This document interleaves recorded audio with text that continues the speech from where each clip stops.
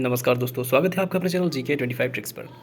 आज की इस वीडियो में हम प्रकाश यानी लाइट से जुड़े हुए प्रश्नों को करेंगे और साथ ही उनसे जुड़ी हुई एक शॉर्ट जानकारी भी हम जानेंगे।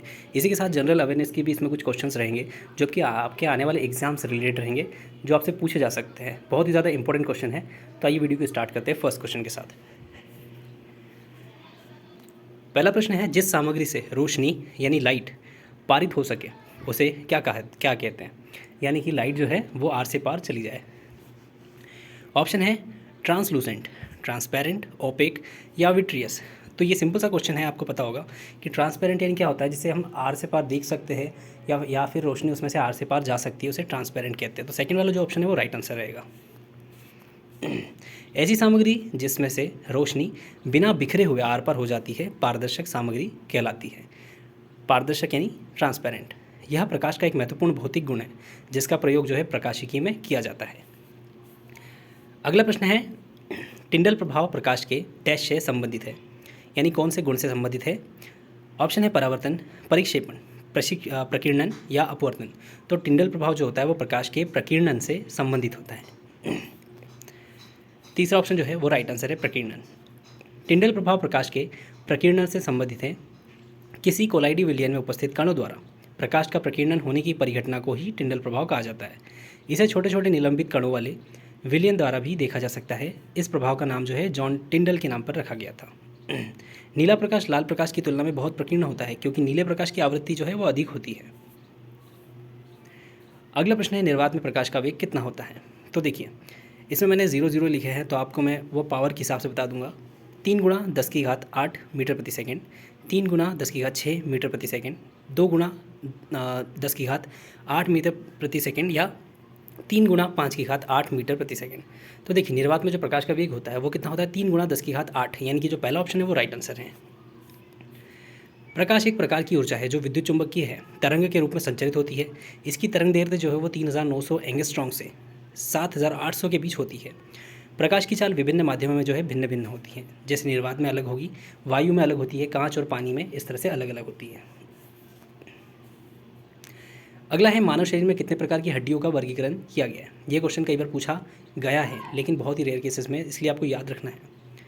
कितने अगर हड्डियों के बारे में पूछा जाए तो आप बता सकते हैं 206 हड्डियाँ होती है, लेकिन अगर वहीं आपसे प्रकार पूछा जाए तो ऑप्शन है 4, 6, 5 या 3। तो मानव प्रकार की जो शरीर की हड्डियाँ होती है उसे 5 वर्गों में विभाजित किया गया है। मानव शरीर में 5 प्रकार की हड्डियों में वर्गीकरण है। हड्डियों को 5 सामान्यतः श्रेणियों में वर्गीकृत किया जाता है। छोटी हड्डी, लंबी हड्डी, चपटी हड्डियाँ, अनियमित और सिस्माइड हड्डियाँ। हड्डियाँ शरीर के विभिन्न अंगों की रक्षा करती है। लाल और सफ़ेद रक्त कोशिकाओं का निर्माण करती है, खनिजों का भंडारण करती है, शरीर को स्थिरता प्रदान करती है और शरीर की रक्षा करने के साथ साथ उसे गतिशील भी बनाती है। जन्म के समय बच्चे में 305 हड्डियाँ होती हैं, जबकि वयस्क में 206 हड्डियाँ होती हैं। तो ये भी याद रखिएगा। अगला क्वेश्चन है, धारा का एसआई मात्रक क्या है। ऑप्शन है एम्पियर, ओम, वोल्ट या मोह। तो आपको पता होगा धारा का एसआई मात्रक जो है वो एम्पियर है। आवेश प्रवाह की दर को विद्युत धारा के रूप में निर्दिष्ट किया जाता है, यानी आवेश प्रवाह की दर को क्या कहा जाता है, विद्युत धारा। कूलाम प्रति सेकंड विद्युत धारा की इकाई है क्योंकि आवेश को कूलाम में मापा जाता है। अगला प्रश्न है, निम्न में से किस में मौलिक कर्तव्य को उल्लेखित किया गया है। ऑप्शन है अनुसूची 4A, भाग 4A, भाग 3 या भाग 4। तो मौलिक कर्तव्य को किस में दिया गया है, भाग 4A में दिया गया है।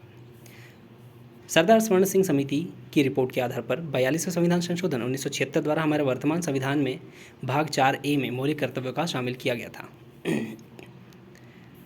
अगला प्रश्न है, वह सुल्तान कौन था जिसने सिरी नामक नया नगर बसाया। सिरी नाम का जो नगर बसाया था वो कौन सा सुल्तान था। ऑप्शन है बलबन ऐबक, ऐबक यानी कुतुबुद्दीन ऐबक, अलाउद्दीन खिलजी, मोहम्मद बिन तुगलक। तो कौन से राजा थे वो थे अलाउद्दीन खिलजी। अलाउद्दीन खिलजी ने क्या किया था, सिरी नामक नगर बसाया था। अलाउद्दीन खिलजी वह सुल्तान था जिसने सिरी नामक एक शहर बसाया था। भारत में खिलजी वंश के दूसरे शासक अलाउद्दीन खिलजी ने 14वीं शताब्दी की शुरुआत में दिल्ली में सिरी नामक एक नए छावनी नगर का निर्माण करवाया। अगला प्रश्न है, पंचवर्षीय योजना हेरोड डोमर मॉडल किस पर आधारित है। ऑप्शन है प्रथम पंचवर्षीय योजना। तो ये प्रथम पंचवर्षीय योजना पर ही आधारित है। कौन सा, हेरोड डोमर मॉडल। भारत की प्रथम पंचवर्षीय योजना हेरोड डोमर मॉडल पर आधारित थी। भारत की प्रथम पंचवर्षीय योजना जवाहरलाल नेहरू के नेतृत्व में 1951 से 1956 की अवधि में शुरू की गई थी। तो याद रखिएगा। अगला क्वेश्चन है, पेंगोंग त्सो झील कहाँ स्थित है? पेंगोंग त्सो झील कहाँ स्थित है? ऑप्शन है मेघालय, सिक्किम, जम्मू और कश्मीर या लद्दाख। तो पेंगोंग त्सो जो झील है वो लद्दाख में स्थित है। फोर्थ वाला ऑप्शन जो है राइट आंसर है। यह झील भारत के केंद्र शासित प्रदेश लद्दाख में स्थित है। लद्दाख क्या है? एक केंद्र शासित प्रदेश है। यह हिमालय के एक बंद जल संभर झील है जो लगभग 4350 मीटर की ऊंचाई पर स्थित है। अगला प्रश्न है डैश धातु को केवल विद्युत अपघटन द्वारा निष्कर्षित किया जाता है, सिर्फ इसका विद्युत अपघटन किया जाता है। तो ऑप्शन है जिंक, एल्यूमिनियम, फेरस यानी कि लोहा या कॉपर। तो एल्यूमिनियम ऐसी धातु है जिसको विद्युत अपघटन द्वारा ही निष्कर्षित किया जाता है।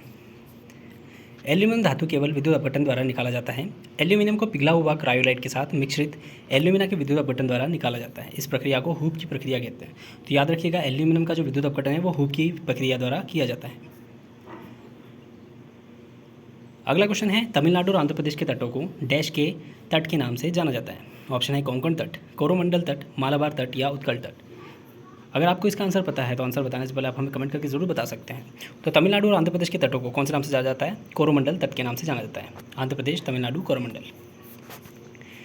इसमें देखिए कोंकण तट जो है वो महाराष्ट्र, गोवा और कर्नाटक, मालाबार तट कर्नाटक और केरल, कोरोमंडल तमिलनाडु और आंध्र प्रदेश, और जो उत्कल तट है वो ओडिशा को कहा जाता है।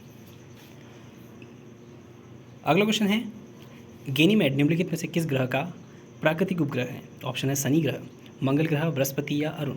तो गैनीमेड जो है वो किसका ग्रह का प्राकृतिक उपग्रह है? वो है बृहस्पति का। बृहस्पति का है गैनीमेड।